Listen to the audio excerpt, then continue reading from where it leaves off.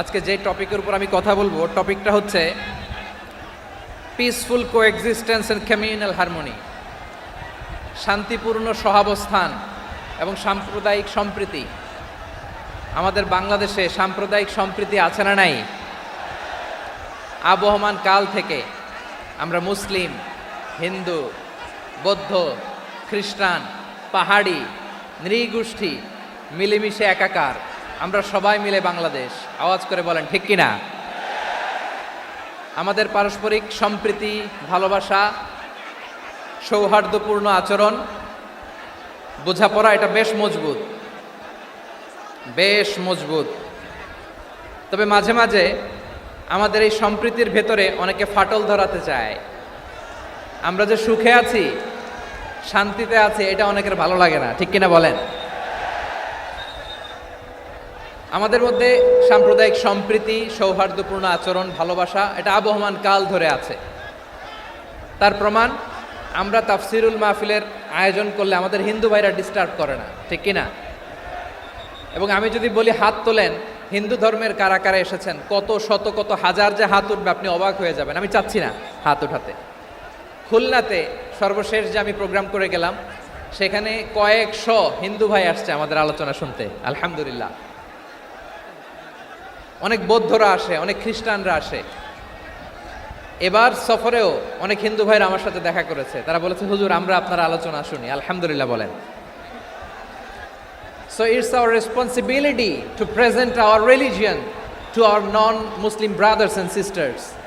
আমাদের অমুসলিম ভাই বোনদের কাছে ইসলামের সৌন্দর্য তুলে ধরা এটা আমাদের দায়িত্ব। We all are the ambassador of Islam. আমরা প্রত্যেকে দায়িত্বশীল, আমরা প্রত্যেকে এক একজন ইসলামের অ্যাম্বাসেডর, আলহামদুলিল্লাহ বলেন। এজন্য এমনভাবে দ্য বিউটি অফ ইসলাম, ইসলামের সৌন্দর্য আমাদেরকে ফুটিয়ে তুলতে হবে, যাতে করে নন মুসলিমরা শাহাদা পড়ে, কালিমা পড়ে মুসলমান হয়ে যায়। অনেক নন মুসলিম ভাই বোন আমাদের হাতে শাহাদা পড়ে, কালিমা পড়ে মুসলমান হয়েছে, অনেক। সো আমরা যেন ইসলামের বিউটিটাকে তুলে ধরতে পারি এবং এই যে সম্প্রীতি, এটাকে যেন আমরা অটুট রাখতে পারি। আদতে বাংলাদেশের ইতিহাস বলে আমাদের দেশে কোনো দাঙ্গা নাই, আছে? লালমনিরহাটের ভাইরা আওয়াজ করে বলেন, আমাদের দেশে হিন্দু মুসলিম দাঙ্গা আছে? আমরা ভাই ভাই, আওয়াজ করে বলুন তো, আমরা কি ভাই ভাই? কিন্তু কিছু দুষ্ট লোক আছে, তারা আমাদের সম্পর্কের মধ্যে ফাটল ধরাতে চায়, ঠিক কিনা বলেন? মাঝে মাঝে ঝগড়া লাগাতে চায়। দেখবেন পত্রপত্রিকায় দেখা যায় বিভিন্ন ধর্মীয় উপাসনালয়গুলোতে হামলা চালানো হয়। এগুলো রাজনৈতিক উদ্দেশ্য প্রণোদিত, এগুলোর সাথে ইসলামের কোনো সম্পর্ক নাই। এজন্য এই দুর্বৃত্তদের ব্যাপারে আমাদের সাবধান থাকতে হবে। আমরা সবসময় যেমনি ঐক্যবদ্ধ, ইউনাইটেড, আমরা যদি এরকম ইউনাইটেড থাকি, এই সমস্ত দুর্বৃত্তদের কালো হাত ভেঙে দিতে আমাদের 1 ঘন্টাও লাগবে না। চিল্লায় বলো ঠিক কিনা? আমরা সংঘবদ্ধ থাকবো। এই যে আমাদের পিসফুল কোএক্সিস্টেন্স, শান্তিপূর্ণ সহাবস্থান। হিন্দুরা পূজা করে, যেদিন হিন্দুদের পূজা অনুষ্ঠান, আমরা ওই দিন তাফসির মাহফিল করি না, ঠিক কিনা বলেন? যেদিন আমাদের তাফসিরুল কোরআনের প্রোগ্রাম, ওই দিন আমাদের হিন্দু ভাইরা ডিস্টার্ব করে না, সুবহানাল্লাহ। হিন্দুদের পূজা অনুষ্ঠানে মাদ্রাসার ছাত্র যে পাহারা দেয়, গোটা বিশ্বে এরকম দৃষ্টান্ত নজির বিরল, ঠিক কিনা বলেন? আইন শৃঙ্খলা বাহিনীর পাশাপাশি মাদ্রাসার ছাত্ররা যে সেখানে পাহারা দেয়, গোটা পৃথিবীতে এই দৃষ্টান্ত আপনি পাবেন না। মাদ্রাসার ছাত্ররা, তারা তো কোরআনের ধারক, তারা হাদিসের ধারক, তারা কেন মন্দির পাহারা দিবে? এই সম্প্রীতিকে ধরে রাখার জন্য, এই সৌহার্দ্যকে ধরে রাখার জন্য, আমাদের পারস্পরিক ভালোবাসাকে অটুট রাখার জন্য। আওয়াজ করে বলতে হবে ঠিক কিনা? এখন বলেন, আমাদের এই ভালোবাসা অটুট থাক, আমরা চাই কি চাই না? আমরা হিন্দু মুসলিম মিলেমিশে শান্তিপূর্ণ সহাবস্থান, সাম্প্রদায়িক সম্প্রীতি। লালমনিরহাটের ভাইয়ের আওয়াজ করে বলুন, এই সাম্প্রদায়িক সম্প্রীতি আমরা চাই কি চাই না? আল্লাহ এই দেশকে তুমি বরকতময় করো, বাংলাদেশকে তুমি শান্তিময় করো। আওয়াজ করে সবাই বলেন আমিন। এই জায়গাটাতে সামান্য একটু আওয়াজ হচ্ছিল, এটাও থেমে গেছে, আলহামদুলিল্লাহ আলহামদুলিল্লাহ। এখন একেবারে everything is in my control, মাশাআল্লাহ। ঠিক আছে, আমি মূল আলোচনায় যাই। প্রিয় ভাইরা, আমি বলেছিলাম আমার আলোচনার বিষয় হচ্ছে শান্তিপূর্ণ সহাবস্থান, সাম্প্রদায়িক সম্প্রীতি। আমরা দেখব ইসলাম আমাদেরকে কি কি দিক নির্দেশনা দেয়। শান্ত হইতে হবে, খরগোশের কানের মতো কান দুটো আমার দিকে করে রাখেন। আমি এখনো উঠে যাব, হাত নাড়ায় লাভ নাই, আমি উঠে যাব। তাকায় থাকো আর কান খাড়া, আওয়াজ হবে না। হ্যাঁ, মাশাআল্লাহ মাশাআল্লাহ, ঠিক আছে। আমরা দেখব যে রাসূল সাল্লাল্লাহু আলাইহি ওয়াসাল্লাম এই পিসফুল কোএক্সিস্টেন্সের জন্য আমাদের কি শিখিয়েছেন, কি কি গাইডলাইন দিয়েছেন। আমরা 1 2 3 4 করে এগুলো আপনাদের সাথে শেয়ার করব। আমি আপনাদের খেদমতে সূরাতুল আনআমের 108 নম্বর আয়াত তেলাওয়াত করেছি।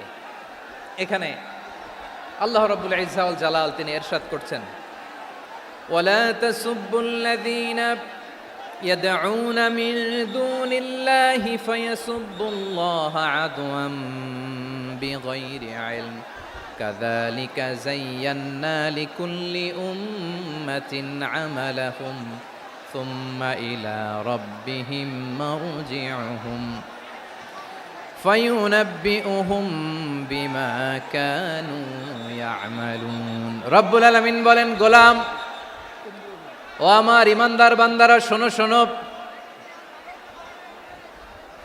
ও আমার বিশ্বাসী বান্দারা শোনো শোনো, লা তাসুব্বুল্লাযীনা ইয়াদউনা মিন দুনিল্লাহ ফায়াসুব্বুল্লাহা আদওয়াম বিগাইরি ইলম। ও আমার বিশ্বাসী বান্দারা, যারা আল্লাহকে ব্যতি রেখে, আল্লাহকে বাদ দিয়ে অন্য উপাস্যকে ডাকে, দেবীর পূজা করে, দেবতাদের পূজা করে, তোমরা খবরদার তাদের গালি দিও না। আওয়াজ করে বলেন, কি দিও না?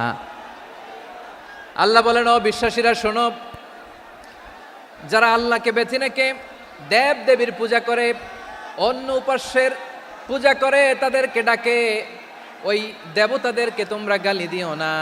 যদি ওই দেবতাদেরকে গালি দাও তাহলে ভুলবশত, শত্রুতাবশত তারা তোমাদের রব আল্লাহকে গালি দেবে, ঠিক কি না?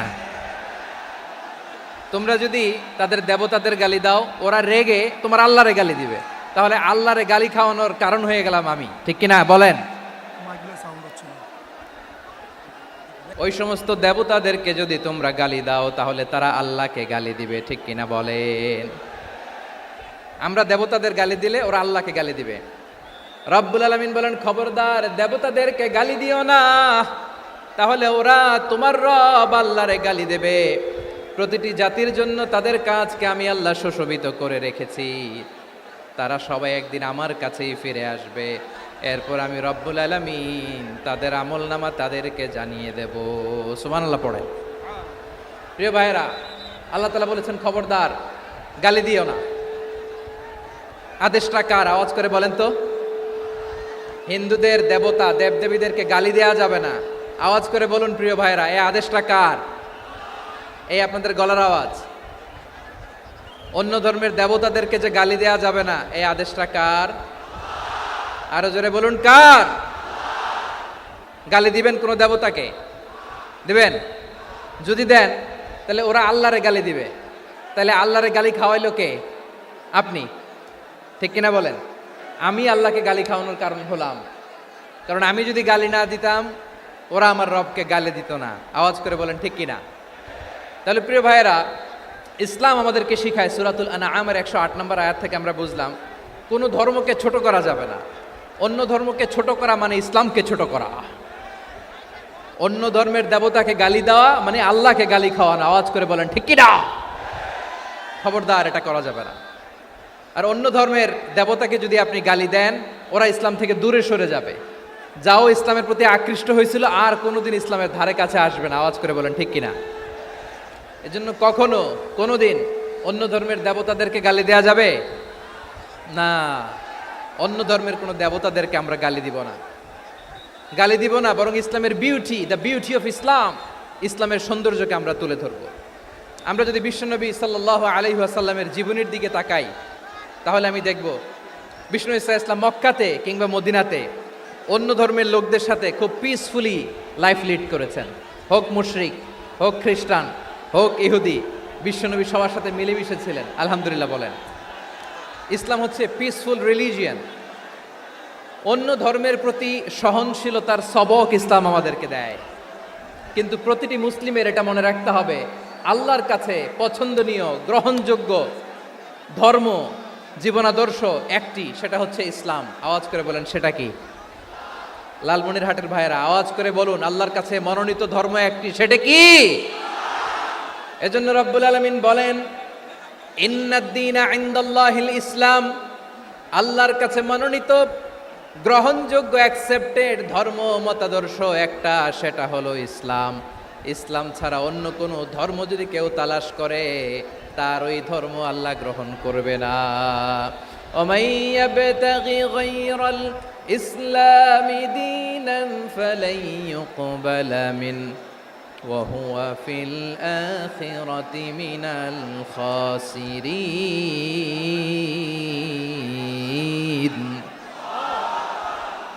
Whoever seek anything except Islam, that won't be accepted from him, and he will be loser in the day of judgment. কিয়ামতের দিন ইসলাম ছাড়া কেউ যদি অন্য কোনো ধর্ম তালাশ করেছে দুনিয়াতে, তার এই মতাদর্শ গ্রহণ করা হবে না, and he will be loser. সে হবে লুজার, ক্ষতিগ্রস্ত, হাই হাই কোম্পানির ম্যানেজার। ওর আমও শেষ, সালাও শেষ। আওয়াজ করে বলেন ঠিক কি না? এজন্য ইসলাম পেয়ে আমরা খুশি না বেজার? প্রত্যেক নামাজ শেষে আমরা আল্লাহরে বলি, আল্লাহ রাদিতু বিল্লাহি রাব্বা ওয়া বিল ইসলামি দীনা ওয়া বি মুহাম্মাদিন নাবিয়ান ওয়া রাসূলা। ও আল্লাহ, তোমারে রব হিসেবে পেয়ে আমরা খুশি। ও আল্লাহ, ইসলামকে ধর্ম হিসেবে পেয়ে আমরা খুশি।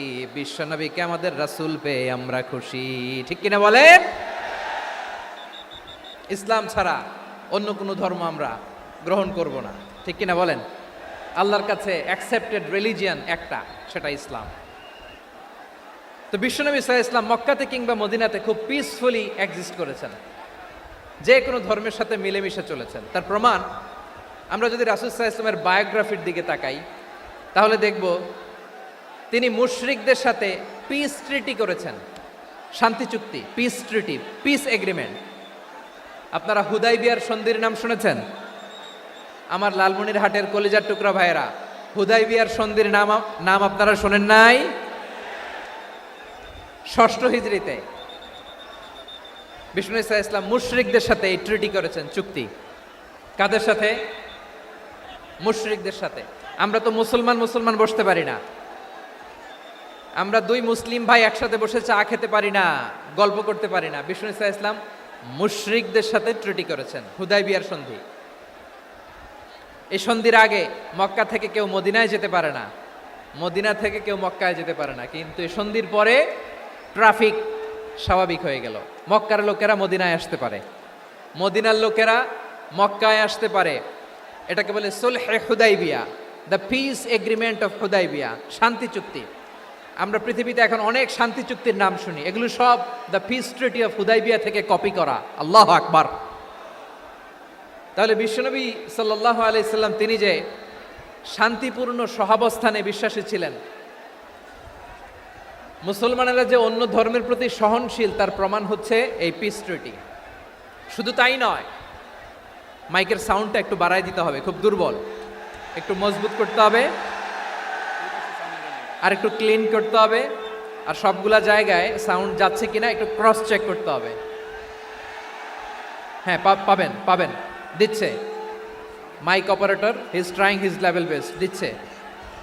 মাইক অপারেটর যিনি আছেন, প্রতিটি জায়গায় প্রতিটি সাউন্ড বক্সে যেন আওয়াজ পাওয়া যায়, একটু ক্রস চেক করেন, সাউন্ডটাকে একটু স্ট্রং করে দেন। হ্যাঁ, ঠিক আছে, মাশাআল্লাহ। এদিকে তাকান, এদিকে। মক্কার পার্ট গেল, পিস এগ্রিমেন্ট করলেন, শান্তি চুক্তি। বিষ্ণু ঈসা ইসলাম মদিনায় যে কি করলেন? মদিনায় যে বিষ্ণু ঈসা ইসলাম মদিনা চার্টার করলেন, মদিনা সনদ, সাহিফাতুল মদিনা, এটার বলে মদিনা চার্টার। যে ওয়েস্টে, ইউরোপে, আমেরিকাতে তারা অনেক চার্টার করে, এই সব চার্টার মদিনা চার্টার থেকে কপি করা। আওয়াজ করে পড়েন সুবহানাল্লাহ। বিষ্ণু ঈসা ইসলাম মদিনায় গেলেন, মদিনাতে মুসলিম, মুশরিক, ইয়াহুদি, এই 3 ধর্মের লোক মিলে সব স্টেক হোল্ডার যারা আছে সবাইকে নিয়ে বিষ্ণু ঈসা ইসলাম মদিনা চার্টার করলেন, মদিনা সনদ। পড়েন সুবহানাল্লাহ। শুধু তাই নয়, মক্কাতে বিশ্বনবী পিস এগ্রিমেন্ট করলেন, শান্তি চুক্তি মুশরিকদের সাথে। মদিনাতে যে বিশ্বনবী মদিনা চার্টার করলেন, মদিনা সনদ করলেন ইহুদিদের সাথে। আবার মদিনাতে বিশ্বনবী ইহুদিদের সাথে পিস ডায়ালগ করলেন, ইন্টারফেথ ডায়ালগ করলেন, আন্তধর্মীয় সংলাপ করলেন। যেই সংলাপের মূল ভিত্তি ছিল তাওহীদ। মূল ভিত্তি ছিল কি? তাওহীদ। বিশ্বনবী ইহুদিদেরকে ডাকলেন, আহ্বান করলেন, কুল ইয়া আহলাল কিতাবি তাআলাউ ইলা কালিমাতিন সাওয়াইন বাইনানা ওয়া বাইনাকুম আল্লা না'বুদা ইল্লাল্লাহ ওয়া লা নুশরিকা বিহি শাইআন ওয়া লা ইয়াত্তাখিযা বা'দুনা বা'দান আরবাবাম মিন দুনিল্লাহ فإن تولوا فقولوا اشهدوا بأننا مسلمون সুবহানাল্লাহ পড়েন। বিশ্বনবী মদিনার ইহুদিদের ডেকে বললেন, ও ইহুদিরা শোনো শোনো,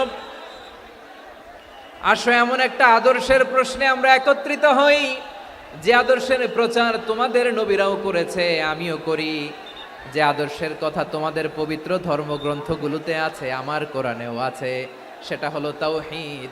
আমরা এক আল্লাহ ছাড়া কারো ইবাদত করব না, আল্লাহর সাথে কাউরে শরীক করব না, আল্লাহ ছাড়া কাউরে রব মানব না। পড়েন সুবহানাল্লাহ।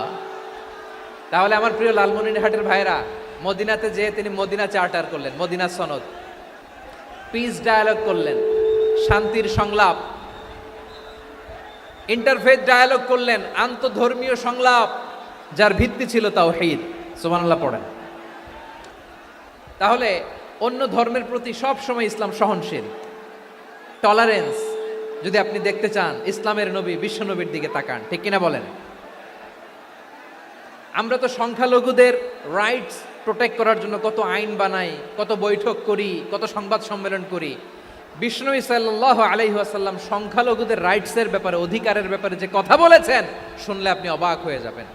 বিশ্বনবী বলেন, আলা মান যালামা মুআহাদান আও ইনতাকাসাহু আও কাল্লাফাহু ফাওকা তাআতিহি আও কাল্লাফাহু ফাওকা তাকাতিহি আও আখাযা মিনহু শাইআন বিগাইরি তিবি নাফসিন ওয়া আনা হাজিজুহু ইয়াউমাল কিয়ামা। খবরদার, জেনে রেখো, কেউ যদি কোনো সংখ্যালঘুর উপরে অত্যাচার করে, কোনো সংখ্যালঘুর প্রাপ্য থেকে যদি কেউ কাউকে ঠকায়, সংখ্যালঘুর উপর যদি কেউ কষ্ট দেয়, কোনো সংখ্যালঘুর সম্পদ যদি কেউ জোর করে কেড়ে নেয়, আমি কিয়ামতের দিন বিশ্বনবী ওই সংখ্যালঘুর পক্ষে আর ওই মুসলমানদের বিপক্ষে বাদী হয়ে দাঁড়াবো। সুবহানাল্লাহ বলতে পারলেন না? আল্লাহু আকবার। আপনি নামাজি, আপনি মুসল্লি, আপনি হাজী সাহেব, তাহাজ্জুদ পড়তে পড়তে কপালে দাগ ফেলে দিছেন, আপনার প্রতিবেশী হিন্দু, ভাবছেন আমার তো পাওয়ার আছে, ওর জমিটা দখল করি।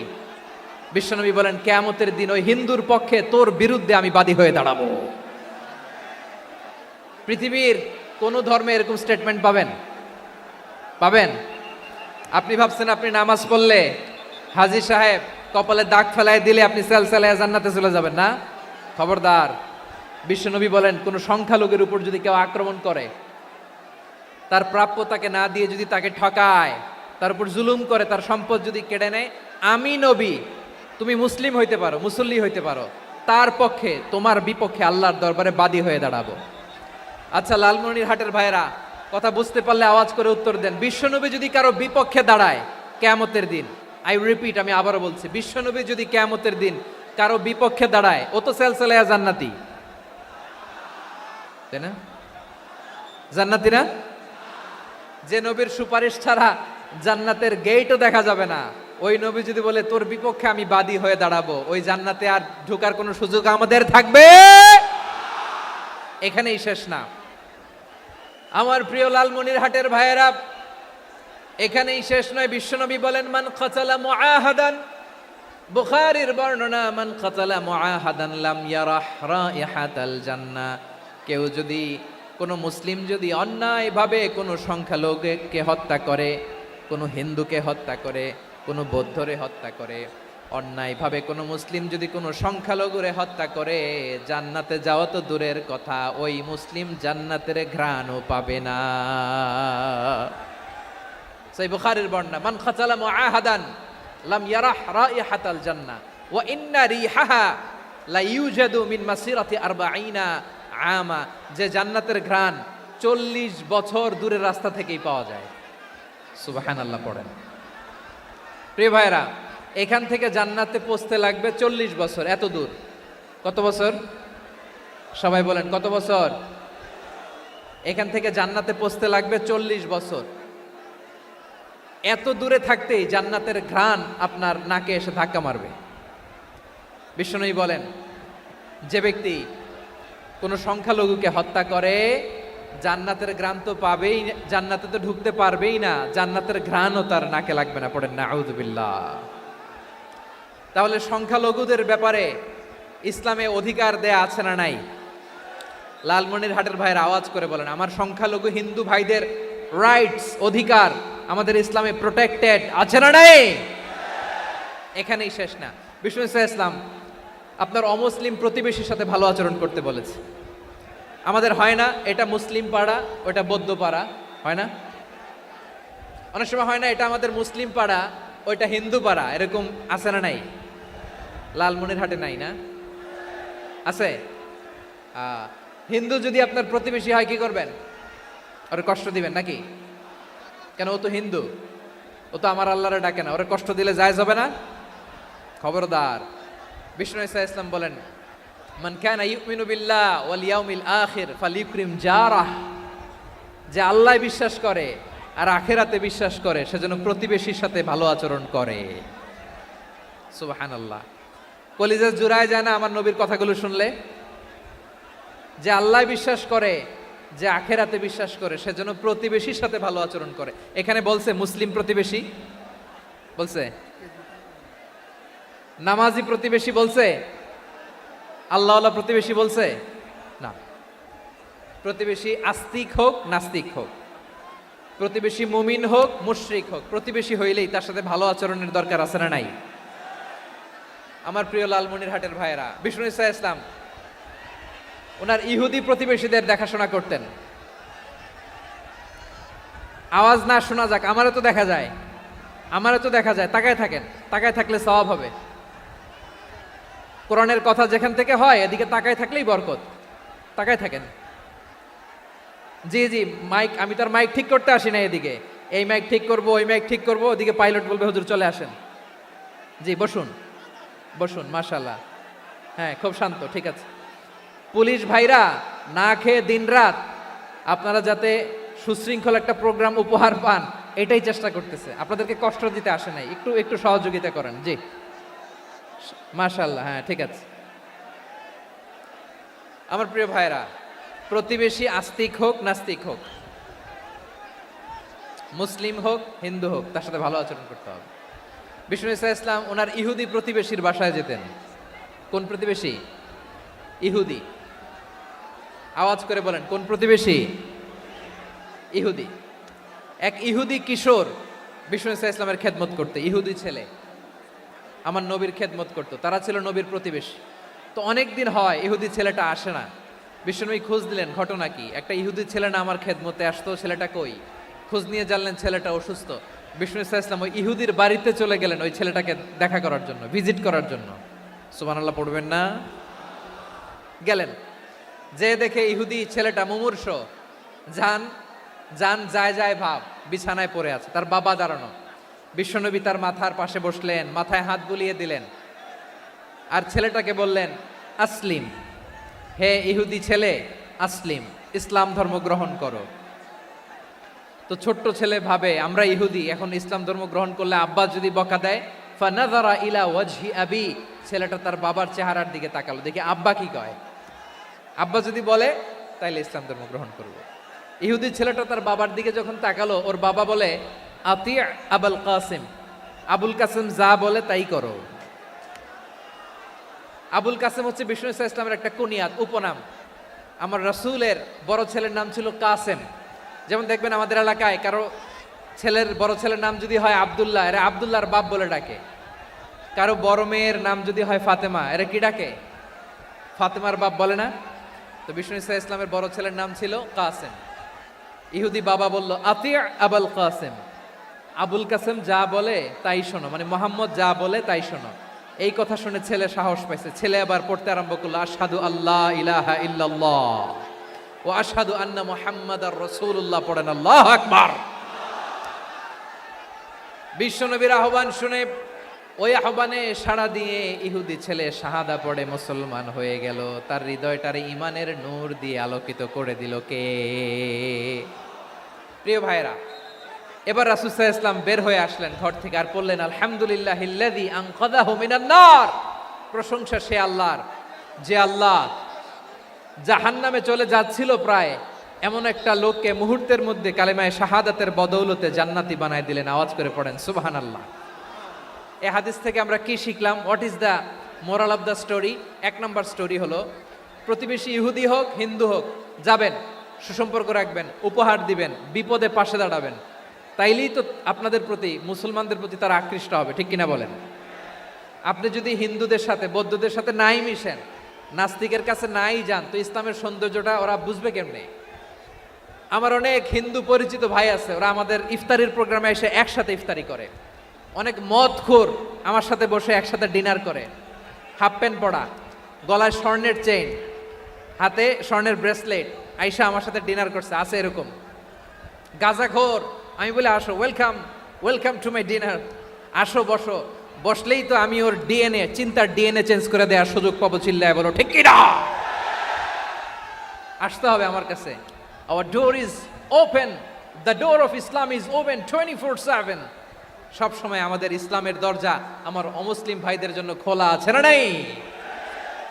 এই হাদিস থেকে দুইটা শিক্ষা। এক নম্বর শিক্ষা, প্রতিবেশী মুসলিম হোক অমুসলিম হোক, যান, অসুস্থ হইলে একটু আপেল নিয়ে যান, আঙ্গুর নিয়ে যান, কমলা নিয়ে যান, তাদের সাথে ভালো আচরণ করেন। ইসলামের বিউটি দেখে, সৌন্দর্য দেখে অবাক হবে, নসিব ভালো হলে কোনোদিন কালিমা পড়ে মুসলমান হয়ে যাবে, ঠিক কিনা বলেন? তাহলে অমুসলিমের সাথে ভালো সম্পর্ক। বিশ্বনবী ইহুদির বাড়িতে গেলেন, ইহুদির বাড়ি, আর আমার মুসলমান ভাই আমার কাফের বলে, এরকম আছে না নাই? মুসলিম মুসলিমরা দেখতে পারে না, সহ্য করতে পারে। বিশ্বনবী সাল্লাল্লাহু আলাইহি ওয়াসাল্লাম ইহুদির বাড়িতে গেলেন, এটা একটা শিক্ষা। আরেকটা শিক্ষা হলো, ভাইরা ধাক্কা মেরে এসে সামনে এসে কি লাভ? প্রোগ্রাম তো শেষ হচ্ছে, এখনই শেষ হচ্ছে তো। এই যে আমাদের বকশি ভাই ওয়াদা নিল, হাত তোলালো, মিম বলে এত কথা বলল, তো আমি জেলায় জেলায় যেয়ে খালি হাত নাড়াই তোমাদের জন্য নাকি? হ্যাঁ, হাত নাড়াই শুধু। এই ধাক্কাইতে ধাক্কাইতে এদিকে এসে হাত নাড়াইতেছে, হয়েছে তো, দেখলাম তো, ঠিক আছে, মাশাআল্লাহ, অনেক সুশৃঙ্খল, অন্যান্য যে কোনো জেলার চেয়ে অনেক সুশৃঙ্খল। আমার দিকে তাকাও, আমার দিকে তাকাও, ঠিক আছে। এই যে দাঁড়িয়ে আছে, একটা ছেলে নড়ে না, দেখছেন? মাশাআল্লাহ মাশাআল্লাহ মাশাআল্লাহ। হ্যাঁ, এইভাবেই। আর কয়েকটা মজাদার কথা আছে, শোনো। এই হাদিস থেকে আমাদের শিক্ষা হলো, আমার প্রতিবেশী যেই ধর্মের হোক আমি সম্পর্ক রাখবো। অসুস্থ হলে যাব, কি বলেন ভাইরা? যাবেন না? যাবেন না আপনারা? আচ্ছা, 2 নম্বর শিক্ষা হলো, বিষ্ণু ইসা ইসলামের খাদেম ছিল ইহুদি, এতদিন খেদমত করলো, একদিনও বিশ্বনবী ওরা কালিমার দাওয়াত দেয় নাই। কারণ কি? বিশ্বনবী একটা ভালো সময়ের অপেক্ষা করতেছিলেন, প্রপার টাইমিং। দাঈর কাজ হচ্ছে দাঈ ইলাল্লাহ, সে হচ্ছে সুযোগ সন্ধানী। দাঈ সুযোগ খোঁজে, কখন দাওয়া দিলে ব্যাটে বলে হবে, ঝোপ বুঝে কোপ মারে, ঠিক কিনা বলেন? বিষ্ণু ইসলাম ভালো সময়ের অপেক্ষা করতেছিলেন, দেখি ভালো সময় আসুক আসুক আসুক আসুক। আস্তে আস্তে এমন সময় আসছে, ছেলে এবার মুমূর্ষ। অসুস্থ ব্যক্তির হৃদয় অত্যন্ত নরম থাকে। হসপিটালে যখন কেউ যায় তার হৃদয়টা বড্ড নরম থাকে, মৃত্যুর ভয়ে তার অন্তরটা নরম থাকে, ঠিক কিনা বলেন? এই প্রপার টাইমিং এর অপেক্ষা করতেছিলেন। যখনই টাইমিং পেয়েছেন, দাওয়াত দিলেন, পড়ো লা ইলাহা ইল্লাল্লাহ, সুবহানাল্লাহ পড়েন সবাই। তাহলে ইসলাম অমুসলিম প্রতিবেশীর সাথে ভালো আচরণ করতে বলে। ইসলাম অমুসলিম মাতা পিতার সাথেও ভালো আচরণ করতে বলে। মাতা পিতা যদি অমুসলিম হয়, তারা ফেলে দিতে পারবেন? পারবেন? পারবেন? আমার লালমনিরহাটের ভাইয়েরা, অনেক হিন্দু ছেলে আমাদের হাতে শাহাদা পড়ে মুসলিম হয়, কিন্তু ওর মা মুসলমান হয় নাই, বাবাও হয় নাই, এরকম আছে না নাই? তো ও হয়েছে মুসলিম, মা বাপ হিন্দু, এখন মা বাপ কি বাদ? হ্যাঁ, মা বাপ বাদ দেয়া যাবে? যেই মা আপনারে 9 মাস 8 মাস পেটে ধারণ করলো, আপনার মায়ের নার ছেঁড়া ধন, আপনি ওই মারে বাদ দিতে পারবেন? যে মায়ের বুকের তাজা দুধ খেয়ে আপনি আজকে বাড়ন্ত তাজা তরতাজা, ওই মারে বাদ দেয়া যাবে? মায়ের এক ধারে দুধের দাম, কাটিয়া গায়ের চাম, পাপুষ বানাইলে ঋণের শোধ হবে না, এমন দরদি ভাবে কেউ হবে না আমার মাহা গো। মায়ের এক ধারে দুধের দাম, কাটিয়া গায়ের চাম, পাপুষ বানাইলে ঋণের শোধ হবে না, এমন দরদি ভাবে কেউ হবে না আমার মাহা গো। ঠিক কিনা? মাকে তো বাদ দেয়া যায় না। وقضى ربك ألا تعبدوا إلا إياه وبالوالدين إحسانا। আল্লাহ বলে অবধারিত দুইটা ভার্ডিক্ট তোমাদের জন্য, এক আল্লাহর ইবাদত করবা আর মা বাবার প্রতি ইহসান করবা। আদেশটা কার? মা বাবার প্রতি ইহসান করতে হবে। আমার মা হিন্দু হোক ভালো আচরণ করতে হবে, বৌদ্ধ হোক ভালো আচরণ করতে হবে। আমার যে সমস্ত হিন্দু ভাইয়েরা মুসলিম হয়েছ, তোমাদের মা বাবা এখনো মুসলমান হয় নাই, তাদের সাথে ভালো আচরণ করতে হবে। আপনাদের খেদমত নিজে করতে হবে অথবা খেদমতের ব্যবস্থা করাই দিতে হবে। মান্থলি যে খরচ লাগে এটা দিতে হবে। আরে তুমি এখন মুসলিম, তোমার মা বাবা হিন্দু, এখনই তো সুযোগ ইসলামের সৌন্দর্য দেখানোর। এখন মা বাবা যদি দেখে আরে এটা হিন্দু থাকতে তো বদমাইশ ছিল, বেয়াদব ছিল, কি এমন ধর্ম সে গ্রহণ করলো যেটা গ্রহণের সাথে সাথে সে পাল্টে গেল? কি এমন ধর্ম সে গ্রহণ করেছে যেটা তার জীবনকে আলোকিত করে দিয়েছে? নসিব ভালো হইলে তারাও কালিমা পড়ে মুসলমান হয়ে যাবে। বিষ্ণু ইসা ইসলামের স্ত্রীর নাম ছিল আয়েশা রাদিয়াল্লাহু তাআলা আনহা, আবু বকর রাদিয়াল্লাহু তাআলা আনহুর মেয়ে। আবু বকর রাদিয়াল্লাহু তাআলা আনহুর আরেক মেয়ের নাম হচ্ছে আসমা। কি নাম? দুজনই আবু বকর রাদিয়াল্লাহু তাআলা আনহুর মেয়ে, আসমা আর আয়েশা। নাম দুইটা কেমন লাগে? আসমা নামটা কেমন লাগে? আয়েশা নামটা কেমন লাগে? সবার ভালো লাগে নাই? নাম দুটো আপনাদের ভালো লাগে? লালমনিরহাটে অনাগত যদি কন্যা সন্তান হয়, যদি মনে চায় আসমা রেখে দিতে পারবেন, যদি মনে চায় আয়েশা রেখে দিয়েন। দেশে বিদেশে এয়ারপোর্টে রাস্তাঘাটে শুধু বলে হুজুর একটা নাম দেন, আমার ছেলের একটা নাম দেন, মেয়ের একটা নাম দেন। তো আমার মনে আছে যশোরের আদ্দিনের মাহফিলে আমি একটা দুইটা নাম দিয়েছিলাম। আজকে লালমনিরহাটের এই প্রোগ্রামে কন্যা সন্তান যদি হয় দুটা নাম দিলাম, আসমা কিংবা আয়েশা। ইনশাআল্লাহ পড়েন। দুজন বোন, এক মায়ের না, বাবা এক মা দুজন। আয়েশা রাদিয়াল্লাহু তাআলা আনহার মায়ের নাম উম্মে রুমান, আর আসমা রাদিয়াল্লাহু তাআলা আনহার মায়ের নাম কুতাইলা বিনতে আব্দুল উজ্জা। আবু বকর রাদিয়াল্লাহু তাআলা আনহু 4টা বিয়ে করেছিলেন।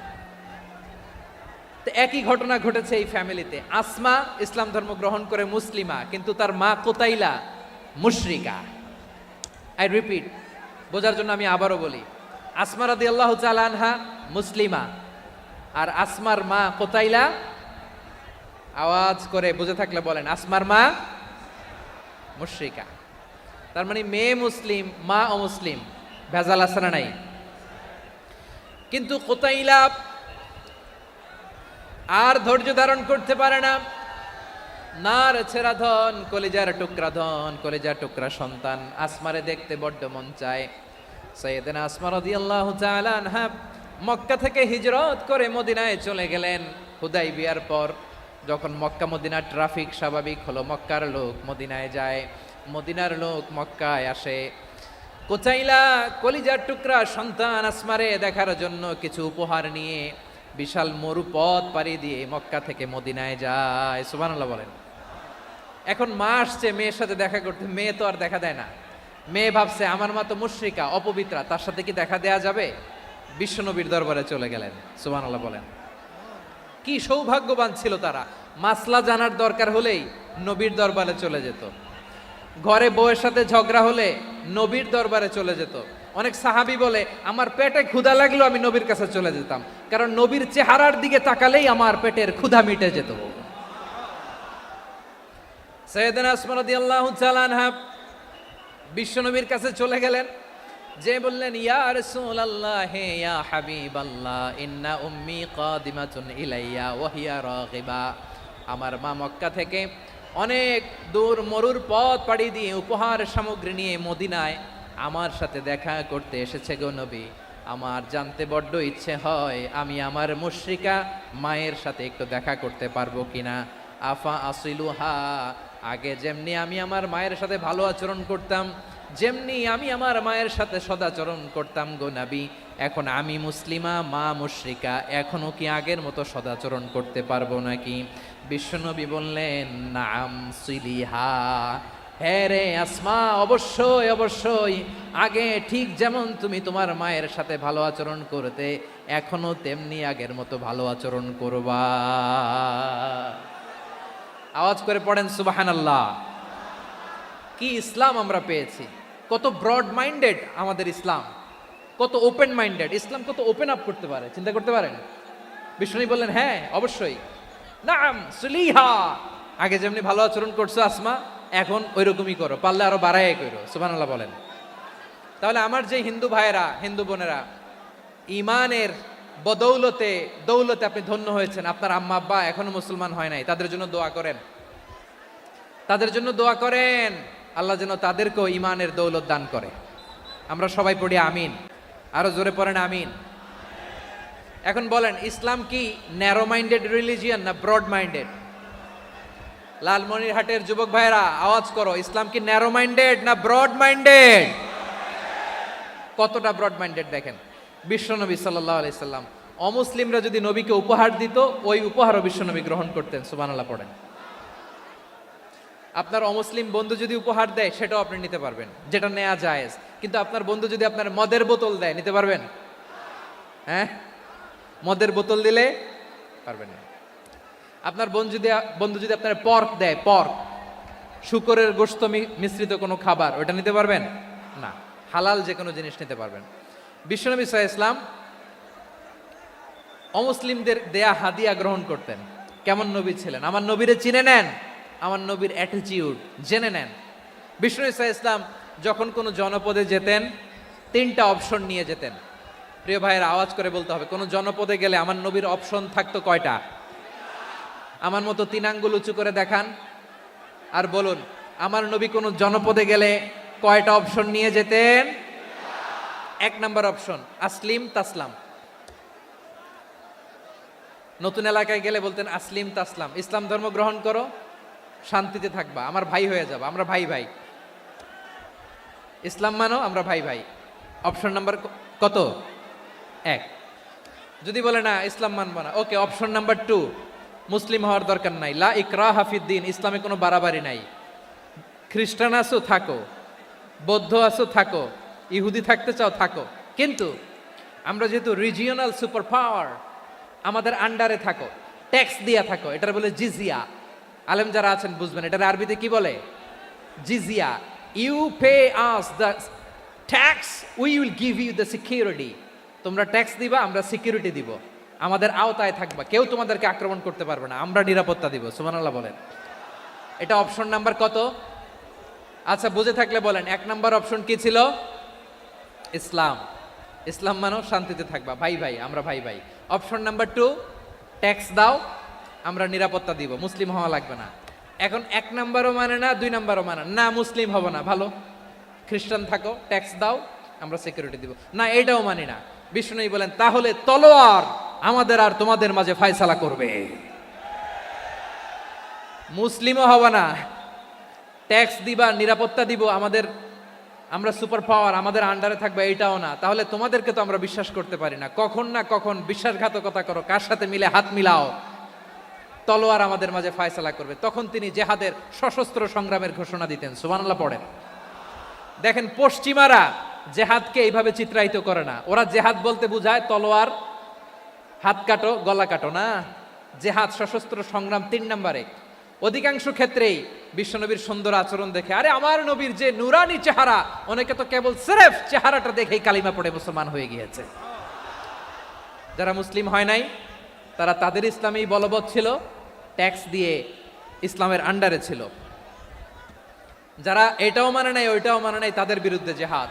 বিষ্ণু ইসলাম সপ্তম হিজরিতে যখন খায়বার বিজয়ের পরে ইসলাম রিজিওনাল সুপার পাওয়ার হিসেবে আত্মপ্রকাশ করলো, বিশ্বনবী চিঠি লিখলেন অন্যান্য সুপার পাওয়ারের কাছে, রাষ্ট্রীয় চিঠি লেখে এক রাষ্ট্রপ্রধান আরেক রাষ্ট্রপ্রধানের কাছে, ঠিক কিনা বলেন? জানেন না আপনারা? এই যে 24-এর ছাত্র নাগরিক অভ্যুত্থানে, এই অভ্যুত্থান যখন শুরু হয় আমি তখন সাউথ আফ্রিকাতে, একটা স্ট্যাটাস দিয়েছিলাম, কোটা নয় গোটা দেশ সংস্কার করা লাগবে। শুধু বাংলাদেশ নয়, সারা বিশ্বের বাংলা ভাষাভাষী লোকেরা এই আন্দোলনের সাথে সমর্থন তারা করেছে, এটাকে সাপোর্ট করেছে, তারা সমর্থন দিয়েছে। আমাদের ইউনাইটেড আরব আমিরাতের বাংলাদেশি ভাইয়েরা তারা সেখানে রাস্তায় নেমে এসেছিল, জানেন? ওইখানে ডেমনস্ট্রেশন করা যায় না, সেখানকার সরকার তাদেরকে যাবজ্জীবন দিয়েছিল। তখন আমাদের এই যে প্রধান উপদেষ্টা ডক্টর মোহাম্মদ ইউনূস সরাসরি G2G বলে, এটারে G2G, government to government, G2G, উনি চিঠি লিখলেন যে তাদেরকে, ইউর হাইনেস, হে সম্মানিত আমির, আপনি আমার এই চিঠির কারণে আমার সম্মানে এই 53 জন বাংলাদেশিকে মাফ করে দেন। এই চিঠির বদৌলতে বেকসুর খালাস পেয়ে গিয়েছিল আমাদের ভাইরা, জানেন না এই ঘটনা আপনারা? তাহলে গভর্নমেন্ট টু গভর্নমেন্ট চিঠি দেওয়া হয়। সপ্তম হিজরিতে বিষ্ণু ইসলাম সব সুপার পাওয়ারের কাছে চিঠি দিলেন, রোমান সম্রাটের কাছে, পারস্য অধিপতির কাছে, মিশরের অধিপতির কাছে, সবার কাছে চিঠি লিখলেন। চিঠির ভাষা ছিল এরকম, মিন মুহাম্মাদিন রাসূলিল্লাহ ইলা মুকাউকিস আযীমিল কিবত, মুহাম্মদ রাসূলুল্লাহর পক্ষ থেকে মিশরের বাদশার কাছে, আসলিম তাসলাম, ইসলাম মানো শান্তিতে থাকবা, সালামুন আলা মান ইত্তাবা আল হুদা, শান্তি তার জন্য যে হেদায়েতের অনুসরণ করে। সুবহানাল্লাহ পড়েন। তো এই চিঠি অনেকে ভালোভাবে রিসিভ করেছে, অনেকে এই চিঠি পাওয়ার পরে নবীর কাছে আবার ইন রিটার্ন উপহার পাঠিয়েছে। কি পাঠিয়েছে? উপহার। মিশরের বাদশা মুকাউকিস তিনি বিশ্বনবীকে বিশাল এক উপহারের ডালি পাঠিয়েছেন। মিশরের বাদশা মুকাউকিস ছিলেন ধর্মে খ্রিস্টান। লালমনিরহাটের ভাইয়েরা আওয়াজ করে বলেন, মিশরের বাদশা ধর্মে কি ছিল? খ্রিস্টান। কি উপহার দিয়েছিল আমার নবীকে? শুনতে মনে চায়? আওয়াজ নাই লালমনিরহাটের গলায়,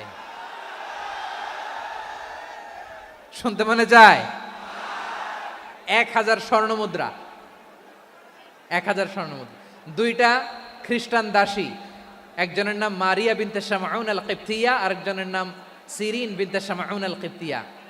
একজন খ্রিস্টান দাস 20 থান কাপড় জামা বানানোর জন্য, আমরা নবী যেন সেলাই করে জামা বানাতে পারে এজন্য 20 থান কাপড়, 20 থান ফাইন গার্মেন্ট, সুবহানাল্লাহ পড়বেন না? এরপরে একটা গাধা যেটার নাম ছিল উফাইর, আর একটা খচ্চর, এটার নাম ছিল দুলদুল। খচ্চর চেনেন? গাধা আর ঘোড়ার ক্রসিং এ যে প্রাণীটা দুনিয়াতে আসে ওটার খচ্চর বলে। তো এই যে সুপার পাওয়ার খ্রিস্টান বাদশার কাছে নবী চিঠি লিখলেন, ওই খ্রিস্টান বাদশা আমার নবীকে উপহার দিল, বিশ্বনবী এই উপহারগুলো সানন্দে গ্রহণ করেছে। সুবহানাল্লাহ পড়বেন না? তাহলে অমুসলিম কেউ যদি আপনাকে উপহার দেয়, হালাল উপহার হলে আপনি গ্রহণ করতে পারবেন। অনুরূপভাবে পারস্যের বাদশা, রোম সম্রাট বিশ্বনবীকে উপহার পাঠিয়েছেন, আমার নবী সবগুলো উপহার গিফট গ্রহণ করেছেন। সুবহানাল্লাহ বলেন। তাহলে প্রিয় লালমনিরহাট আওয়াজ করে বলুন, ইসলাম কি ন্যারো মাইন্ডেড রিলিজিয়ন না ব্রড মাইন্ডেড? আম্মাজান আয়েশার কাছে মাসালা জানতে চায় মেয়েরা, হে আম্মাজান, অগ্নি উপাসকেরা তাদের ঈদের দিন নওরোজের সময় আমাদেরকে পাখি দেয়, নেওয়া যাবে? উনি বললেন, ওরা জবাই করে দিলে নেওয়া যাবে না, কিন্তু ওরা যদি ফলমূল এরকম খাবার দেয় এগুলো নেওয়া যাবে। তার মানে অমুসলিমদের দেয়া উপহার এটা গ্রহণ করা যায়। সুবহানাল্লাহ বলেন। শুধু তাই নয়, বিষ্ণু ঈসা ইসলাম অমুসলিমদের সাথে আর্থিক লেনদেনও করেছেন, ফিনান্সিয়াল ডিলিং করেছেন। অমুসলিমদের সাথে প্রয়োজনে আপনি ফিনান্সিয়াল ডিলিং করতে পারবেন। আমরা প্রায় দেখি বাজারের মিষ্টির দোকানগুলো আমার হিন্দু ভাইদের। লালমনিরহাটে মিষ্টির দোকান, দইয়ের দোকান কারা চালায়? হিন্দুরা চালায় না। তারপরে যে বারবার শপ, চুল কাটে যে নাপিত, অধিকাংশ নাপিতের দোকানে কারা? আমার হিন্দু ভাইরা। তা আপনি চুল কাটতে পারবেন কিনা? পারবেন কিনা বলেন? পারবেন। তার দোকান থেকে দই মিষ্টি কিনতে পারবেন কিনা? হ্যাঁ, আমার মুসলিম ভাইয়ের দোকান থাকলে ওইটারে আমি বেশি প্রায়োরিটি দিব, ঠিক কিনা? কিন্তু যদি তাদের সার্ভিস নিতে চান, প্রোডাক্ট নিতে চান, পারবেন। তার দলিল সহিহ বুখারী, আম্মা জান আয়েশা রাদিয়াল্লাহু তাআলা আনহা বলেন, ইশতারা রাসূলুল্লাহ সাল্লাল্লাহু আলাইহি ওয়াসাল্লাম মিন ইয়াহুদিয়িন তুআমান ওয়া রাহানাহু দিরআহু মিন হাদিদ। রাসূল সাল্লাল্লাহু আলাইহি ওয়াসাল্লাম এক ইহুদির কাছ থেকে, কার কাছ থেকে? সবাই বলে নাই, কার কাছ থেকে? আমার নবী, পেয়ারা নবী এক ইহুদির কাছ থেকে জব কিনেছিল, জব, বার্লি, যেটা দিয়ে রুটি বানায়। ওই জবের দাম দেওয়ার টাকা পয়সা নবীর কাছে ছিল না, ফলে নবী ওনার একটা পোশাককে মর্গেজ রেখেছিলেন, মর্গেজ, বন্ধক, যে এখন এটার দাম দিতে পারবো না, কয়েক কেজি বার্লি নিয়ে যাই আর বন্ধক হিসেবে আমার জামাটা রেখে গেলাম, যেই দিন দাম দিব ওই দিন জামাটা ছুটায় নিয়ে যাব। সুবহানাল্লাহ পড়বেন না? বাকিতে নিছিলেন, বাকিতে। দিরআহু মিন হাদিদ, লোহার তৈরি বর্ম, মানে যুদ্ধের পোশাক, লোহা দিয়ে বানানো। বিশ্বনবী বললেন, কয়েক কেজি জব দাও, টাকাটা পরে দিব, এখন টাকা নাই, বন্ধক হিসেবে, মর্গেজ হিসেবে আমার জামা রেখে গেলাম, যখন টাকা দিব জামা ছুটায় নিব। আওয়াজ করে বলতে হবে সুবহানাল্লাহ। এ থেকে বোঝা গেল অমুসলিমদের সাথে ফিনান্সিয়াল ডিলিং করা যায়, অর্থনৈতিক লেনদেন করা যায়, কেনাবেচা করা যায়, প্রোডাক্ট কেনা যায়। এমনকি আমাদের মসজিদে নববীতে বারান্দায় আপনারা একটা অটোমেটিক ফ্লাইং আমব্রেলা দেখছেন? সূর্য যখন বাড়ে মসজিদে নববীর বারান্দায় ইয়ার্ডের মধ্যে অটোমেটিক্যালি কিছু আমব্রেলা আছে, শাঁ করে খুলে যায়, আর সূর্যের তাপ লাগে না। আবার সন্ধ্যাবেলায় এই আমব্রেলাগুলো ওরা ক্লোজ করে ফেলে, দেখেন নাই না? দেখছেন? এই মসজিদে নববীকে সর্বোচ্চ উন্নত মানের কনস্ট্রাকশন ইনফ্রাস্ট্রাকচারে ডেভেলপ করার জন্য কর্তৃপক্ষ কিছু অমুসলিম ইঞ্জিনিয়ারের, ডিজাইনারের সহায়তা নিয়েছিল। সুবহানাল্লাহ বলেন। কোন দলিলের ভিত্তিতে? এই দলিলের ভিত্তিতে যে বিষ্ণু ঈসা ইসলাম অমুসলিমদের সাথেও লেনদেন করেছেন। আওয়াজ করে বলতে হবে আল্লাহু আকবার। শুধু তাই নয়, ইন কেস অফ ইমার্জেন্সি, প্রয়োজনে ইসলামের খাতিরে, ইসলামকে সামনের দিকে এগিয়ে নিয়ে যাওয়ার জন্য অমুসলিমদের সাপোর্ট নেওয়া জায়েজ আছে। সুবহানাল্লাহ বলেন। অমুসলিমদের সাপোর্ট নেয়া, তাদের থেকে অর্থ নেয়া, পলিটিক্যাল সাপোর্ট, পলিটিক্যাল অ্যাসাইলাম নেওয়া জায়েজ আছে। আমাদের অনেক বিশ্ববরেণ্য দায়ীরা আমেরিকায় অস্থায়ীভাবে অ্যাসাইলাম নিয়ে থাকে, নিজের দেশে গেলে ফাঁসিতে ঝুলাই দিবে। যুগ যুগ ধরে দায়ীদের উপর এরকম অত্যাচার আর নির্যাতন আছে না নাই? মিশরের অনেক দায়ীরা পাশ্চাত্যে যেয়ে থাকে, এই যে তারা পলিটিক্যাল অ্যাসাইলাম নিয়ে থাকে, রাজনৈতিক আশ্রয়, এটা জায়েজ আছে না? এটা যে জায়েজ আছে তার প্রমাণ স্বয়ং বিশ্বনবী সাল্লাল্লাহু আলাইহি ওয়াসাল্লাম পলিটিক্যাল সাপোর্ট নিয়েছিলেন অমুসলিমদের কাছ থেকে। সুবহানাল্লাহ বলেন। খুব মজাদার একটা ঘটনা শুনবেন, আপনাদের আগ্রহ দেখে তো মনে হয় না শোনার ইচ্ছা আছে। আছে আছে, গলায় জোর আছে। লিল্লাহি তাকবীর, লিল্লাহি তাকবীর, নারায়ে তাকবীর। মাশাআল্লাহ। আমার ভাইরা, বিশ্বনবীর বয়স তখন প্রায় 51 বছর। কত বছর? বিশ্বনবীর সবচেয়ে কাছের মানুষ খাদিজা রাদিয়াল্লাহু তাআলা আনহা ইন্তেকাল করেছেন। বিশ্বনবী বড্ড কষ্ট পেলেন, হৃদয়টা ভেঙে খান খান। যিনি ঘরের ভেতরে বিশ্বনবীকে সান্ত্বনা দিতেন, ভালোবাসা দিতেন, বাইরে গেলে কুরাইশরা বকাঝকা করে, অত্যাচার করে, কিন্তু আম্মাজান খাদিজা রাদিয়াল্লাহু তাআলা আনহা ঘরটারে এমন শান্তির নীর বানায় রেখেছেন, এই ঘরের ভিতরে ঢুকলে বিশ্বনবীর কলিজাটা ঠান্ডা হয়ে যেত। এজন্য রব্বুল আলামিন বলেন, খাদিজা, ও আমার বান্দি খাদিজা, জান্নাতে এমন স্পেশাল একটা ঘর আমি তোমার জন্য রেডি করে রেখেছি। ওই ঘরের মধ্যে কোনো আওয়াজ নাই, ওই ঘরের মধ্যে কোনো নয়েজ নাই, ওই ঘরে কোনো বিশৃঙ্খলা নাই। কারণ মক্কার জমিনে আমার নবী কুরাইশদের বিশৃঙ্খলা, নয়েজ আর ঝামেলাগুলোকে উপেক্ষা করে যখন তোমার ঘরের ভিতরে ঢুকতো, ঘরটারে তুমি শান্তির নীর, ঠান্ডা, নীরব, নিস্তব্ধ, নিঝুম আর শান্তির নীর বানিয়ে রেখেছো। এজন্য জান্নাতে স্পেশাল একটা শান্তির নীর আমি তোমারে উপহার দেব। ওই প্রিয়তমা স্ত্রী খাদিজা ইন্তেকাল করলেন, বিশ্বনবীর হৃদয় ভেঙে খান খান। আবার ওনার চাচা আবু তালেব ইন্তেকাল করলেন, যিনি পলিটিক্যাল শেল্টার দিতেন নবীকে। কে দিতেন? আবু তালেবের ভয়ে, বিশ্বনবীর এই চাচার ভয়ে কোনো মুশরিক নবীর গায়ে হাত দেওয়ার সাহস পায় নাই। এখন স্ত্রীও নাই, চাচাও নাই, নবীকে আশ্রয় দেওয়ার কেউ নাই, নবীর চারদিকে অন্ধকার। নবী এখন কই যাবেন? আমার পেয়ারা নবী নতুন স্টেশন খুঁজতেছেন, নতুন দাওয়াতি প্ল্যাটফর্ম খুঁজতেছেন। তিনি যায়েদ বিন হারেসা রাদিয়াল্লাহু তাআলা আনহুকে নিয়ে মক্কার পাশের একটা নেইবরিং সিটি তায়েফে চলে গেলেন। কোথায় চলে গেলেন? লালমনিরহাটের ভাইয়ের আওয়াজ করে বলেন, কোথায় গেলেন? তায়েফে চলে গেলেন দিনের দাওয়াত দেওয়ার জন্য। কি দেওয়ার জন্য? নাকি জমি কিনতে গেছিলেন? জমি কিনতে, দুনিয়ার যশ খ্যাতির জন্য, নিজের কোনো লাভের জন্য? তায়েফবাসীদেরকে জাহান্নামের আগুন থেকে বাঁচানোর জন্য। আওয়াজ করে বলতে হবে ঠিক কিনা? বিশ্বনবী বিশাল মরুপথ, পাহাড়ি পথ পাড়ি দিয়ে তায়েফের মরুজমিনে গেলেন কোরআনের দাওয়াত নিয়ে, ইমানের দাওয়াত নিয়ে।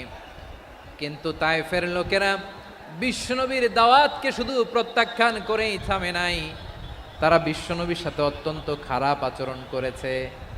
বিশ্বনবীকে শারীরিকভাবে হেনস্থা করেছে, আমার নবীকে শারীরিকভাবে অত্যাচার করেছে, আমার পেয়ারা নবীর গায়ে পাথর মেরেছে, বিশ্বনবীর গা বেয়ে ঝরঝর করে রক্ত ঝরেছে, নবী জামিনের মধ্যে লুটিয়ে পড়েছেন, আবার মেরেছে, আবার নবী হাঁটতে শুরু করলেন, পেছন থেকে আবার মেরেছে, আবার নবী রক্তাক্ত হয়ে জামিনের মধ্যে লুটিয়ে পড়লেন, আবার মেরেছে। বিশ্বনবীর মতো এত সুশ্রী মানব, বিশ্বনবীর মতো এত শুভ্র মানব, বিশ্বনবীর মতো এমন চমৎকার দেহাবয়ব দিয়ে রব্বুল আলামিন কাউকে বানান নাই। এরকম চমৎকার মানুষটাকে তারা তায়েফের ওই জামিনে রক্তাক্ত করেছে। বিশ্বনবী দুনিয়ার কোনো স্বার্থের জন্য সেখানে যান নাই, নিজের কোনো লাভের জন্য, প্রাপ্তির জন্য যান নাই, তায়েফবাসীদের জাহান্নামের আগুন থেকে বাঁচাতে গিয়েছেন। ঠিক কিনা বলেন? খেয়ে না খেয়ে দিন প্রচারের কাজে নিজেকে দিয়েছ বিলিয়ে, তায়েফের কাফিরেরা চিনল না সে আলো, দুষ্ট ছেলেদের পিছু দিল লেলিয়ে, পাথরের আঘাতে ক্ষত বিক্ষত হয়ে সারা শরীর থেকে রক্ত ঝরে। হে রাসূল তোমাকে ভুলি আমি কেমন করে, হে রাসূল তোমাকে ভুলি আমি কেমন করে। পারেন না আপনারা? ধরুন আমার সাথে। হাজার ব্যথা বেদনার পরে ফিরে আসনি তুমি আপন ঘরে, দিনের আলো তুমি ছড়িয়ে দিতে, চলে গেলে মদিনায় মক্কা ছেড়ে। হে রাসূল তোমাকে ভুলি আমি কেমন করে, হে রাসূল তোমাকে ভুলি আমি কেমন করে। ঠিক কিনা বলেন? প্রিয় ভাইরা, তায়েফের ছেলেরা নবীকে রক্তাক্ত করলো। আমার নবী কই যাবে? কই যাবে? মক্কায় জায়গা নাই, তায়েফে জায়গা নাই। তায়েফ থেকে ভারাক্রান্ত মন নিয়ে আমার নবী মক্কায় ফিরে আসলেন। বিশ্ব নবী মক্কায় ঢুকতে পারেন না। মক্কার মরুভূমির দিকে তাকিয়ে, উপত্যকার দিকে তাকিয়ে বিশ্বনবী ধা ধা করে কাঁদেন, ঝরঝর করে নবীর চেহারা মোবারক থেকে চোখের পানিগুলো বেয়ে বেয়ে পড়ে। আমার জন্মস্থান, আমার শৈশব, কৈশোর, যৌবন কেটেছে এই মক্কায়, আমার এলাকায় আমি ঢুকতে পারি না। বিশ্বনবী মক্কার অনতি দূরে দাঁড়িয়ে জায়েদকে পাঠালেন, জায়েদ যাও দেখো কেউ আমাকে সাপোর্ট করার মতো আছে কিনা, যাও অমুকের কাছে যাও।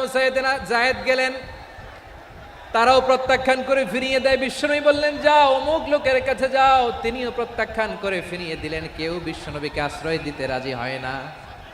নিজ জন্মভূমিতে বিতাড়িত বিশ্বনবী, সর্বশেষ বিশ্বনবী বললেন যাও মুতঈম ইবনে আদির ঘরে যাও। মুতঈম ইবনে আদি মুশরিক, তার কাছে যাও। গেলেন, মুতঈম ইবনে আদি রাজি হয়ে গেল। সুবহানাল্লাহ বলেন। দেখেন অনেক বিপদের সময়ও আমি নিজে সাক্ষী, সামাজিকভাবে রাজনৈতিকভাবে কত ঝঞ্ঝা, কত ষড়যন্ত্র, কত কনস্পাইরেসি পাড়ি দিয়ে আমাদেরকে সামনে এগিয়ে যেতে হয়। এই শত্রুদের ভেতরেও একজনকে দাঁড় করিয়ে দেয় যে আল্লাহর কোরআনের জন্য রেডি হয়ে যায়। পড়েন সুবহানাল্লাহ। মুতঈম ইবনে আদি, আল্লাহ তার মনকে নরম করে দিলেন। মুতঈম বলে, মোহাম্মদ আমি তোমাকে আশ্রয় দিব। তার দুই ছেলেকে পাঠালেন, যাও খোলা তলোয়ার নিয়ে, স্কট দিয়ে, গার্ড অফ অনার দিয়ে মোহাম্মদকে মক্কায় ঢুকাও, আর বলো আমি আমান দেব। আমান কি দিব? আমান মানে সিকিউরিটি, নিরাপত্তা। সিকিউরিটি ছাড়া, আমান দেওয়া ছাড়া কেউ থাকতে পারতো না মক্কায়। দুই ছেলে বিষ্ণু ঈসা ইসলামকে নিয়ে আসলো। নবী কাবার চারদিকে তাওয়াফ করলেন, নামাজ পড়লেন। আবু জাহেল, উতবা, সাইবা, ওয়ালিদ ইবনে মুগীরা সবাই দেখে, কেউ কিছু করতে পারে না। কারণ মুতঈম ইবনে আদি ঘোষণা দিয়েছেন, আমি মোহাম্মদকে আমান দিয়েছি, মোহাম্মদের গায়ে যেন কেউ স্পর্শ না করে। আওয়াজ করে পড়েন সুবহানাল্লাহ। নবীর এই বিপদকালে মুহূর্তে মুতঈমের হৃদয়টারে নরম করে দিল কে? আচ্ছা, লালমনিরহাটের ভাইয়েরা বলেন, এই মুতঈম কি মুসলিম ছিল না মুশরিক? সবাই বলতে হবে, মুসলিম না মুশরিক? তাহলে মুশরিকের কাছ থেকে নবী পলিটিক্যাল অ্যাসাইলাম, আধুনিক রাষ্ট্রবিজ্ঞানের ভাষায় পলিটিক্যাল অ্যাসাইলাম, যেটাকে বলে রাজনৈতিক আশ্রয়, ওনার আমান বা নিরাপত্তার এই ঘোষণায় তিনি মক্কায় ঢুকলেন। যতদিন নিরাপত্তা ছিল ছিলেন। মুতঈম যখন মারা গেল, বিষ্ণু ঈসা ইসলাম হিজরত করে মদিনায় চলে গেলেন। সুবহানাল্লাহ। কিন্তু মুতঈম যে বিশ্বনবীর উপকার করছে, এটা বিশ্বনবী ভুলে নাই। আমাদের অনেকে আছে, উপকার করার পরে আর খেয়াল থাকে না, খাওয়ার পরে গলা দিয়ে নামলে আর খেয়াল থাকে না। এরকম আছে না নাই? আমার নবী ভুলে নাই। বদরের প্রান্তরে 70 জন কাফেরকে যখন বন্দি করে বিশ্বনবীর সামনে হাঁটু গেড়ে দাঁড় করানো হলো, বসানো হলো, 70 জন কাফের। কয়জন? বিশ্বনবী তাদের দিকে তাকিয়ে বললেন, সহিহ বুখারীর বর্ণনা, লাউ কানাল মুতঈম ইবনু আদি হাইয়ান সুম্মা কাল্লামানি হাউলাইন নাতনা লা তারাকতুহুম লাহু। বদরের প্রান্তরে 70 জন বন্দি কাফিরের দিকে তাকিয়ে আমার নবী বললেন, আজকে মুতঈম ইবনে আদি যদি বেঁচে থাকতো আর তোমাদের 70 জনের ব্যাপারে যদি মুতঈম এক বাক্যে একটা সুপারিশ করত, তার সম্মানে আজকে তোদের সবাইকে আমি মাফ করে দিতাম। সুবহানাল্লাহ। নাই? ওই যে চিল্লাচিল্লি যে কথা বোঝে নাই, কোন জিনিস মিস করছে ওরা নিজেরাও বোঝে নাই। বিশ্বনবী মুতঈমের এই সাহায্যের কথা বলে নাই। 70 জন মুশরিক হাঁটু গেড়ে বসা, নবী চাইলে এখনই এক্সিকিউশন অর্ডার দিতে পারে। তিনি বললেন, আজকে যদি মুতঈম বেঁচে থাকতো আর মুতঈম যদি তোদের জন্য সুপারিশ করতে, এই আবর্জনাগুলোর ব্যাপারে সুপারিশ করতে, আমি মুহূর্তেই তোদেরকে এমনি মাফ করে দিতাম। এবার বলেন, ইসলাম কি ন্যারো মাইন্ডেড না ব্রড মাইন্ডেড? শুধু তাই নয়, যাকে যে সম্মান দেয়ার আমার নবী দিতেন, হোক আস্তিক হোক নাস্তিক, হোক মুসলিম হোক অমুসলিম। বিষ্ণু ঈসা ইসলাম যখন রোমান সম্রাটের কাছে চিঠি লিখেছেন, আমার প্রিয় লালমনিরহাটের ভাইরা, অল্প কয়েক মিনিট কয়েকটা জরুরি কথা বলবো। এদিকে তাকান, এদিকে তাকান। রোমান সম্রাটের কাছে বিশ্বনবী যখন চিঠি লিখলেন মিন মুহাম্মদ রাসূলিল্লাহ ইলা হিরাকলা আযীমির রোম। মুহাম্মদের পক্ষ থেকে হিরাক্লিয়াসের কাছে, যিনি হচ্ছেন আযীমির রোম। এটা নবী নিজ থেকে বানায় লিখছেন, অতিরিক্ত সম্মান দিয়ে। কোন রাষ্ট্রপ্রধান যখন আসে, তাদেরকে আমরা কি বলি জানেন? তার নামের শেষে HE এটা লিখতে হয়। H.E. মানে হিজ এক্সেলেন্সি। কি লেখে? হিজ এক্সেলেন্টি, অথবা ইউর হাইনেস, ইউর ম্যাজেস্টি। দেখেন, বিশ্বনবী সাল্লাল্লাহু আলাইহি ওয়াসাল্লাম সব নবীদেরও নবী। তিনি একজন মুশরিক খ্রিস্টান সম্রাট, রোমান সম্রাটের কাছে চিঠি লিখতে যায়, লিখতেছে, ইলা হিরাকলা আযীমির রোম। হিরাক্লিয়াসের কাছে আমার চিঠি, যিনি রোমের আযীম, হিজ হাইনেস, মানে রোমের অনেক সম্মানিত এক বাহাদুর। আওয়াজ করে বলেন সুবহানাল্লাহ। তার মানে যাকে যে সম্মান দেয়ার, এটা বিশ্বনবী দিতেন। এমনকি যেই ইহুদিরা ভালো ছিল, এই ইহুদিদেরও প্রশংসা করেছেন বিশ্বনবী মুহাম্মদুর রাসূলুল্লাহ সাল্লাল্লাহু আলাইহি ওয়াসাল্লাম। এক ইহুদির প্রশংসা করেছেন বিশ্বনবী। ইহুদির কার? আমি তো আমার ভাইয়ের প্রশংসা করি না, আমি তো এক আলেম আরেক আলেমরে স্পেস দেই না,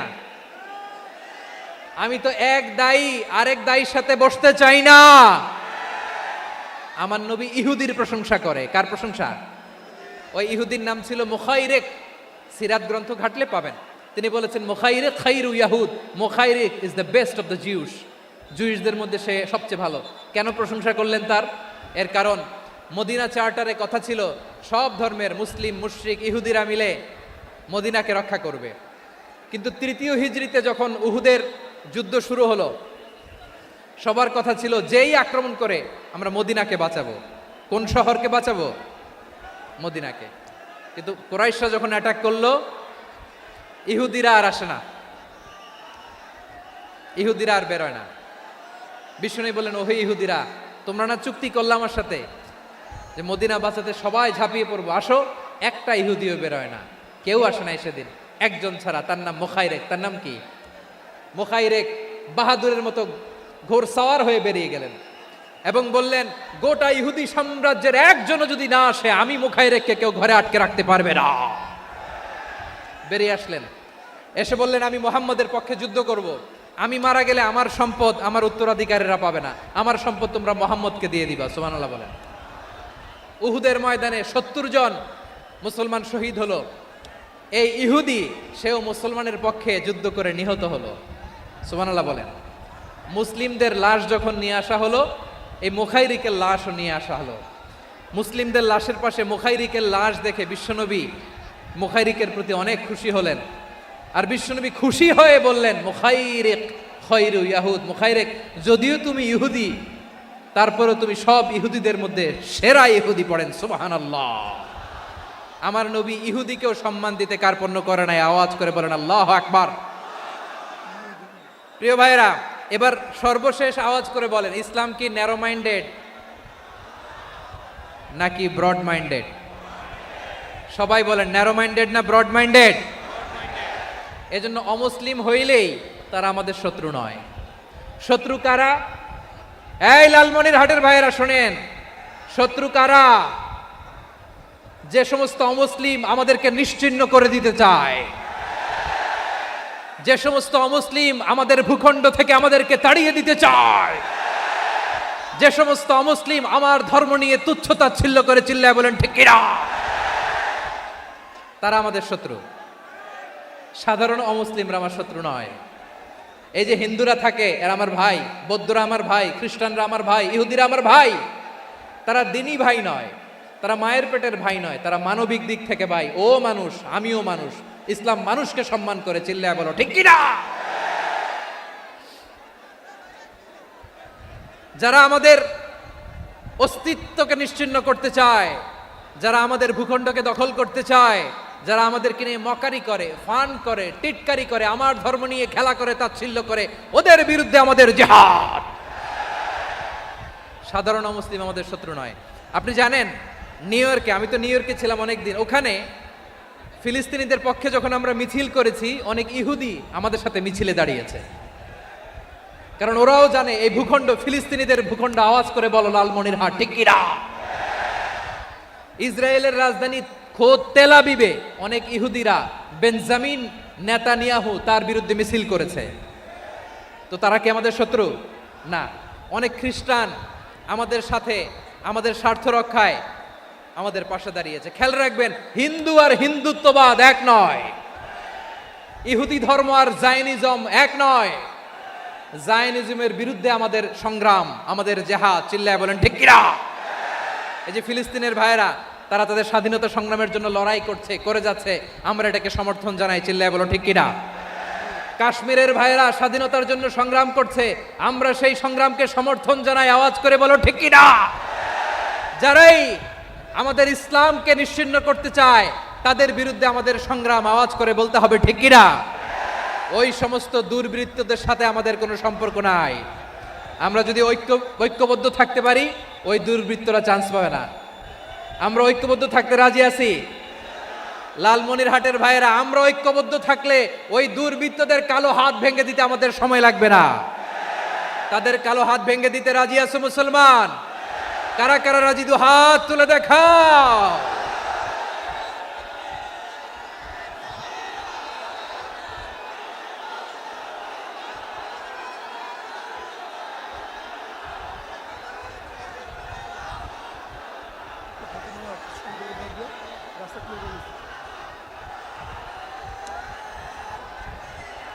আমার প্রাণ প্রিয় লালমনিরহাটের ভাইয়েরা, শত্রু কাফের আর অশত্রু কাফেরের মধ্যে পার্থক্য আছে না নাই? আবু তালেবও মুশরিক, আবু জাহেলও মুশরিক, কিন্তু দুই মুশরিকে পার্থক্য আছে না নাই? আবু তালেব নবীর চাচা মুশরিক, মারা গিয়েছে মুশরিক অবস্থায়, কিন্তু আজীবন আমার নবীকে আগলে রেখেছে, আমার নবীকে সাপোর্ট করেছে, ভালোবেসেছে। আবু জাহেলও মুশরিক, মারা গিয়েছেও মুশরিক হিসেবে, আজীবন আমার নবীর বিরুদ্ধাচারণ করেছে। আবু জাহেলের শক্তি, সামর্থ্য, স্ট্র্যাটেজি, প্ল্যান সব আমার নবীর বিরুদ্ধে ছিল। এই আবু জাহেলের কারণে একটা দিন শান্তিতে আমার নবী মক্কায় ঘুমাতে পারে নাই। চিল্লায় বলেন ঠিক কিনা? এজন্য রাব্বুল আলামিন বলেন, লা ইয়ানহাকুমুল্লাহু আনিল্লাযীনা লাম ইউকাতিলুকুম ফিদ-দীনি ওয়া লাম ইখরিজুকুম মিন দিয়ারিকুম আন তাবাররুহুম ওয়া তুকসিতু ইলাইহিম ইন্নাল্লাহা ইউহিব্বুল